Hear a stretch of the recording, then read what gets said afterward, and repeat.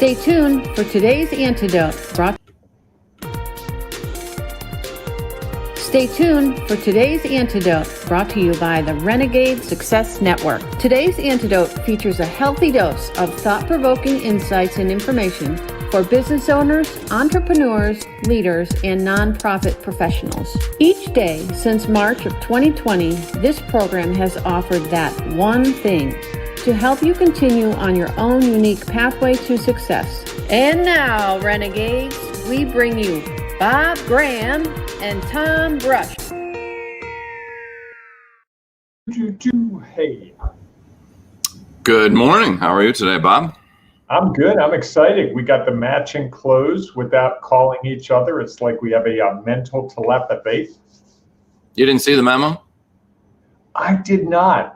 You know me. I can barely keep track of what's going on a good day. So memos are just extra. All right. I'll have to figure out another way to send you that message about what we're doing. Okay. Anyhow, good morning, everyone. I'm Tom Brush, and this is Bob Graham, and you're here for another edition of today's Antidote, where we help you find that one thing that helps you move forward. Maybe it moves forward today, maybe it'll move forward tomorrow, or maybe in a week, a month, or a year, but it'll just help you take your next step, which is really what we think is sometimes the biggest challenge, is how do you take your next step? And so today we're going to try to offer you that one thing. And we would offer or suggest or encourage any one of those, that if you have a one thing that you take away from today's episode, that you share it. Because while what is real for us is going to be real for you, different, could be different, is going to be potentially different.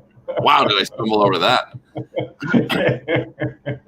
That was fun. I think what you mean, Tom, is that someone else's insights could be similar to ours or dissimilar to ours. And we welcome any insights because we all can benefit from them. Yes, thank you very much. Very well said. I really stumbled over that, but that's okay. It's a Tuesday morning. We got a lot going on today. So we're going to talk today about overwhelm. And I was a little overwhelmed, I think, right there with my words. Now I just have to figure out what causes it. And I think we're going to talk about that today. Before we get into that, though, just a quick reminder that at 8:30 a.m., immediately following our show, we will have our Renegade Roundup, our networking event where you get to connect with other members of the Ring of Renegades, their friends, people from the outside. Just a good opportunity to network, connect, engage, and sort of grow the group of people who are going to help you move forward along your own pathway to success. So we look forward to seeing you. That Zoom room will open up as soon as we finish this. And make sure that if you haven't registered, that you go in and register and you will get the link. Bob, do you want to try to put that link in the I chat? will. I totally fell asleep at the wheel, but I can do that. I will do that right now while you talk some more. How's that? Okay. I was going to offer that I could go do it while you.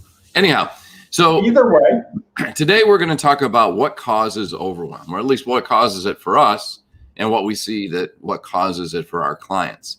Because I think for everyone else, we end up with overwhelm in different ways. Yesterday, we talked about what overwhelm really was and went into a discussion about, how do you get there? What does it look like? How is it different than some other things? And then now we think the next step is trying to figure out what's at the root of it. What causes it? And one of the things I offered yesterday was that I see this path of when you are certain, you have a belief that something's going to go away a certain way, and then it doesn't. It happens differently, not better, not worse. It's just different, and that causes you to wonder. Well, I had this expectation that didn't work the way I thought. Is the next time I do this or something else also not going to go that way? And the more those things happen, the more that uncertainty builds up. And by the uncertainty building up, now you start to get into your head with all the questions of, well, maybe I shouldn't do it. Maybe it's not the right thing to do. Maybe I need to do something differently. And all of those thoughts in your head can really start to lead to overwhelm. And, I think that was a little bit of what you shared, Bob, is that so much of overwhelm is in our head. But can you talk a little bit more about that, about what do you see causing overwhelm? Well, I think I was thinking about this last night and a little bit this morning, and it occurred to me that overwhelm begins in my head when I start to look at something that may or may not happen. There's a lack of reality that presupposes itself into the situation before you start to get overwhelmed, because we've got a busy morning. We're doing this program. We have a networking event to run. We both have our businesses to run. I got a little flustered around 6:30 this morning because there's something I'm doing with the networking event. I couldn't find the sheet of paper. It told me what it was. And that spun me into complete, this is going to be a lousy event. Oh, we're going to screw up the program. And I had this spin cycle of just bad over bad over bad because one little thing was out of order. Now, the funny thing is when you and I got together at about 5 of 8, I said, Tom, I'm looking for his thing. You're like, hey, dude, it's right there. And immediately all the frustration, all the worry about that thing that had spun into all those things, that little worry went away. But unfortunately, all the other worries that packed onto that. If I can't keep track of a simple sheet of paper, how can I keep track of this? And how can I do this? And how can I run a business? And how can I be successful for my clients? And on and on and on, just started growing and growing. And I think that's what happens is it's the snowball effect. You start with a little snowball, and before you know it, you've got this huge snowball, and cutting through that snowball to make sense of what's in the core, most of us don't do the effort. It's just easier to go, oh, I got nothing. I'm a failure. And then we go to social media, turn on the TV, whatever. Or the other thing I know I do, when in doubt, I do the thing that takes the least amount of personal effort and puts me out there the least. Yeah. And that is and I see that with a lot of people I work with. What they do, the things that they like to do, not the things that would challenge them, because the fear and the uncertainty and the overwhelm is around those things they don't understand. So for a lot of people, it's making sales calls, it's networking, it's reaching out to people, it's telling a client or customer that they have bad news. Those are all the things that that's the one catalyst that starts the ball spinning down the hill. And before long, it's like, wow, if I can't tell him, all my clients are going to realize I really don't know what I'm doing. And then they're not going to pay me. And I'm not going to be able to pay my mortgage. And I'm not going to be able to do this. And then my family's going to hate me. And then I'm going to be a complete failure. And I'm going to have to claim bankruptcy. And I'll never be able to buy anything for the rest of my life. And that's the way it goes. That's what happens. That's what the heck just happened there? That was a good example, though. And here's a good question. Here's because I think you bring up an interesting point, and I had a question for you. Steve's kind of goes along the same way. So I'm going to put this up there. It was sort of what I was thinking as well. He asked, do you differentiate between overwhelm and panic? Panic seems to be in the moment, but overwhelm is longer term to me. What do you think about that? Panic to me is, I've got to get up and give a presentation I've never given before. I hope it's going to go okay. I'm scared to death. Oh, I'm so nervous because it could really go horribly wrong. Overwhelm to me is, like Steve says, much broader. And it usually, panic to me is around something that may be real. Doing a new presentation is real. Going to a networking event and not knowing what you're trying to accomplish is real. But the fact that going to a networking event, not knowing what you're going to accomplish, never finding a client or customer, not being able to pay your bills, defaulting on your mortgage, filing for bankruptcy, getting divorced, living as a hermit in the middle of nowhere, that's not real. You do that all too easily. Sad, but I've had some experience with this, Tom. Well, and I wonder, as you were sharing that, I think to me, what I took out of it was that overwhelm kind of builds, right? And sometimes, not always, sometimes it's comes on all at once. Panic is to me the result, right? Is you start to feel overwhelmed. You start to feel like, well, I've got to do this, and this today. and I've only got this much time, and now I've got to have a call with a client, and now I've got to go, my water pipe burst or something, and I've got all these things. All of what builds up to me is the overwhelm. Then it's the panic sets in, because I think you can have overwhelm without panicking. Mm-hmm.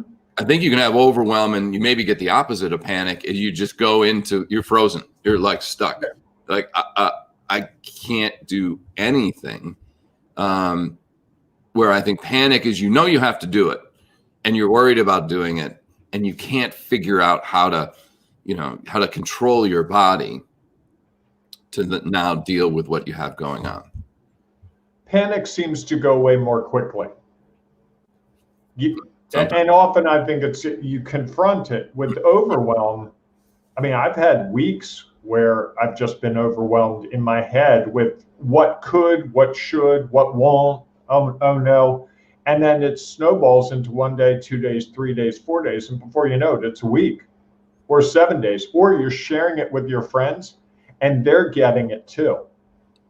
Right. That's one of the things I see is overwhelm. If I tell you, Tom, I'm totally overwhelmed today, we got too much going on. And you and I have a couple things outside of this that we have to deal with as well. But usually one of us goes, okay, well, yeah, that's Thursday. The thing we were talking about this morning, that's Thursday. So not on my radar right now. And if I said to you, Tom, I'm really worried about Thursday's event, you'd be like, it's Tuesday. Right. What, what are you going to do about it now? And I think that's one of the things that I have to really help myself with when I get overwhelmed is, what can I control? What can I do right this minute? I can't control whether I'm going to be able to pay my mortgage in 6 months, or if I'm going to go bankrupt or have to live like a hermit. Those are so far down the road.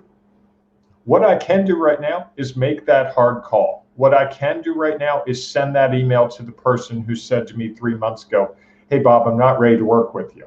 What I can do now is go to the networking event today at 8:30, completely focused on the opportunities there. Not like, oh, I'm desperate, I need money, someone please hire me, hire me, hire me. But just going, however it unfolds. And overwhelm could cause me to go to that networking event and just be totally unfocused. I'm sorry, hang on a second, Tom, I got to check my email. Right. I got a call, and I see people do that all the time. And so that goes from, then your overwhelm causes you to mess up other things. And then it becomes a self-fulfilling prophecy. Yes, now the networking event didn't work, just like you predicted when you were spinning out of control earlier, because you didn't fully invest. But you blame it on the fact that you're overwhelmed, not on the fact that you just didn't fully put yourself there. Does that make sense? No, it does. And I think Tim shares something similar. He says, focus on where you are, what you're doing, instead of concerning yourself with being certain of the future, will help you feel more certain of yourself, regardless of what the future holds. And I think that's true, is that, the more closer we get to certainty, which is interesting, the more closer we get to certainty, the less overwhelmed we feel. And it potentially gets us that much closer to uncertainty with one little tweak that then can spin us back to overwhelm, which is why I think that this is so, it's an interesting almost wheel of, the more certain I get, the more confident I am. And yet then when something happens out of my control that now starts me thinking about uncertainty, the more uncertainty I'm feeling, the more closer I get to overwhelm. And it's just an interesting cycle. So thanks, Tim, for that comment. I think that's true. You want to do as much as you can to focus on where you're at. And I think as long as you get to that point where you don't feel completely certain, where you always have the feeling like, okay, what could be coming around? What might be out there? And I always like to, talk to people about obstacles and opportunities. And we'll get to that, I'm sure, later in the week. Because I think that it's interesting. I think the more certain we become, the more opportunity there is to then get smacked in the face, become uncertain, and let overwhelm set in. And then you go to panic. So I think that there's lots of things that can cause overwhelm. And, like we talked about yesterday, sometimes everything lands on you at once. just happens. Your boss comes into you and say, I need you to get these 6 things done. I don't know when, but it's got to be done. So now you got to figure out how do I do it? Or how do I distribute it to my team? And I've got like 8 other things. Or if you're running a business and 6 calls come in that want to be serviced, what are we going to do? There's only 3 of us. How are we going to manage that? And I think those things can easily take us from any point we are to being completely overwhelmed and trying to figure out what to do next. I loved Tim's most recent comment. I've survived 100% of my worst days, and some of those days were pretty bad. I can be certain of myself, even while being uncertain of what the future holds. And I think that's what we've been talking about over the last couple of weeks, is this idea of being clear about what you're trying to do. Ultimately, if you have a central focus, if you know what your overall mission is. So the networking event that we have at 8:30 Eastern today, if I know that my mission is to help people be better equipped to deal with their business challenges, that's my focus. That's what I know going into that. And that can't change. Even if someone says, you do what? Okay, they don't get it. That doesn't mean I need to spin into uncertainty. It just means I need to go, okay, this person isn't a fit for me. Time to move on. And I think that's something we have to accept. I see Carrie's got a comment. Good morning, Carrie. Hi, good morning. I first pray and ask for direction and calmness and remind myself where I am in the present moment of what is truth. That calms me down and redirects my thinking to focus on what I need to do next. I like that. Yeah, well, I think because anytime you go back to what's real for you, I mean, Carrie uses the word truth. You know, I love the word real. And the more we go back to what's real for us, the more comfort and certainty we have in that. You know, just like Tim says, Tim is very certain about himself, which is great. And it's hard to do immediately. The longer you feel more comfortable and confident about what is real for you, the certainty can now start to build up, and you can start to now have some of those feelings. And so I think that the challenge is when we're in something new, or we're taking on a new endeavor, or trying something that we've never tried before, it can be hard to be 100% certain of that's what's going to happen. And so I think because we don't have the experience, knowledge, or perspective around whatever that might be, so we're not 100% positive that, okay, I know this is exactly what I'm supposed to do. And how can we always know that? Because we can't always see what's headed down the road as we begin that path. Carrie has another suggestion. Listening to personal development speakers like you guys, that really uplifts me. Thank you, Carrie. That's really kind of you. That makes my day. That gives me great certainty that we are doing something that's important. And I appreciate that. You can't thank you enough. So Tom, we're to that point. Your favorite point, my favorite point in the program. What's that one thing that today's antidote, something that we can try on for size, like a new shirt, and see if it fits? Yeah, I think, it's interesting because if you try to go back to the topic of overwhelm and what caused. Why would we do that? Yeah, that's a good question. I was trying to think about that. I've done that for 200 some odd episodes. Why are we going to start now? Fair. I think as I think about what causes it and what's the antidote for that, one, I think Tim's point is really good. Be certain about who and what you are and what you're trying to accomplish. If you have confidence and belief, maybe even belief is better, that what you're trying to do is right for you. It's real for you. Sorry, it's real. That you can slow down some of that overwhelm. That you can not be as concerned about all the things, but you can go back and say, okay, this is it. And the more we believe in what's real for us, I think there will be less overwhelm, usually less uncertainty, which then leads to less overwhelm in what's going on. So I think just really ground yourself in what's real for who you are, where you are, what you're trying to accomplish. And I think that would be my one tip and even if that's writing it down, listening to people like us talk about it, talking to people like us about it, sharing it in the Ring of Renegades, in the Facebook group. I mean, all of those things are opportunities for you to have a stronger commitment to what is real for you. And I think that may help avoid some of what might cause uncertainty and overwhelm.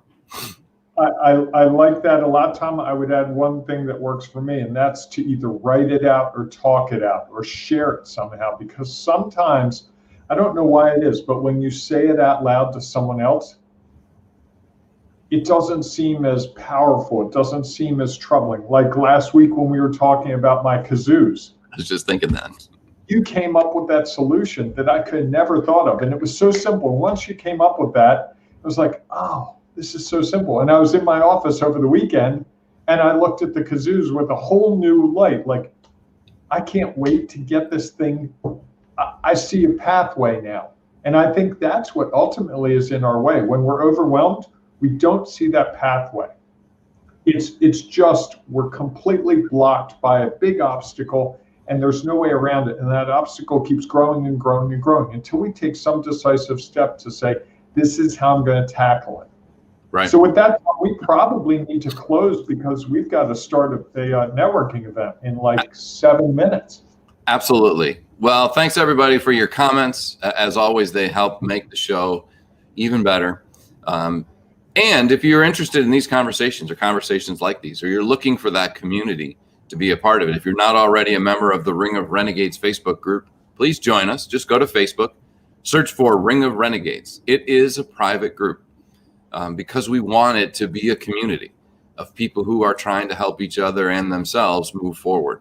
So just search for Ring of Renegades, ask to join. All you have to do is tell us why you're a renegade, and we'll let you come a part of this group where we are growing community there to help people find their next step along the pathway, their own unique pathway to success.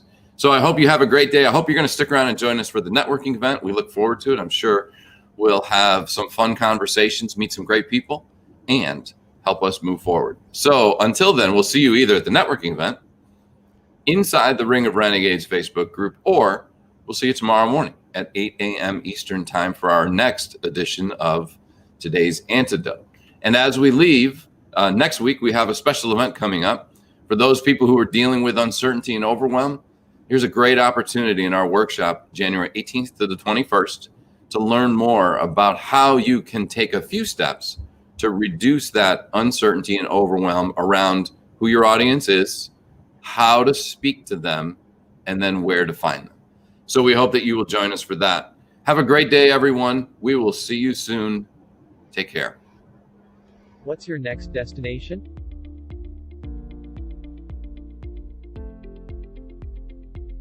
"2020 was a challenging year for business owners, leaders, and nonprofits. Whether it was a boom, a bust, or a pivot to something new, on December 31st we all reached a destination along our pathway. Whether you sprinted to year-end, took a much-needed break, or created new goals, intentions, or resolutions. Now it is time to chart your next destination with new knowledge, experience, and perspective. Given all that has happened this year, are you clear on what is real for your audience? What to say, how to say it, and where to say it? No matter how your year went, being clear on these things is critical. Even if you have already set long-term goals, taking the next steps can be challenging and confusing. Who can predict what things will look like in the next 3 to 6 months? Charting our next destination provides focus, clarity, and direction. On January 18th to 21st, join our workshop where we will help you identify what your audience needs, craft a message to reach them, and determine where to find them. This interactive and collaborative effort will have you ready to take your next step. Chart your next destination and your unique pathway to success.